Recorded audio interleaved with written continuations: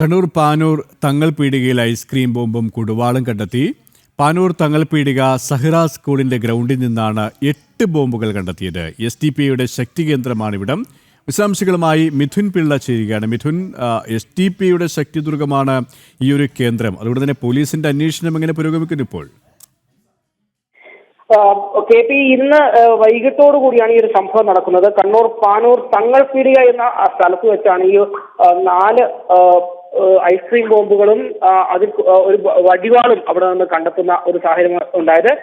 ക്ഷമിക്കണം, 4 അല്ല 8 ഐസ്ക്രീം ബോംബും ഒരു വടിവാളുമാണ് കണ്ടെത്തിയത്. SDPIയുടെ ഒരു ശക്തി കേന്ദ്രമാണ് ഈ ഒരു പ്രദേശം എന്ന് പറയുന്നത്.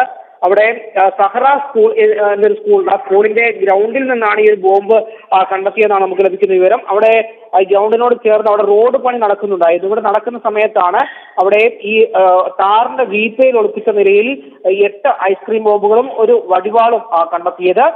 സംഭവം ശ്രദ്ധയിൽപ്പെട്ട ആളുകൾ ഉടൻ തന്നെ പാനൂർ പോലീസിൽ വിവരം അറിയിക്കുകയും ബോംബ് സ്ക്വാഡും പാനൂർ പോലീസും സ്ഥലത്തെത്തി പരിശോധന നടത്തുകയും ചെയ്തു.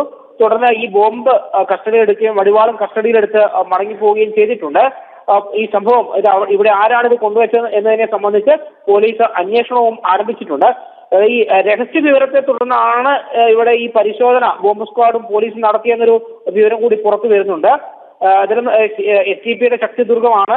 അത്തരത്തിൽ ഈ ഒരു പ്രദേശത്ത് ഇവർ തന്നെയാണോ ബോംബ് കൊണ്ടുവച്ചത് അടക്കമുള്ള കാര്യങ്ങൾ പരിശോധിക്കും എന്നാണ് പോലീസ് ഉൾപ്പെടെയുള്ള വൃത്തങ്ങളിൽ നിന്ന് നമുക്ക് ലഭിക്കുന്ന സൂചന. KP, ശരി, കണ്ണൂരിൽ നിന്ന് മിഥുൻ പിള്ളയാണ് വിവരങ്ങൾ നൽകിയത്.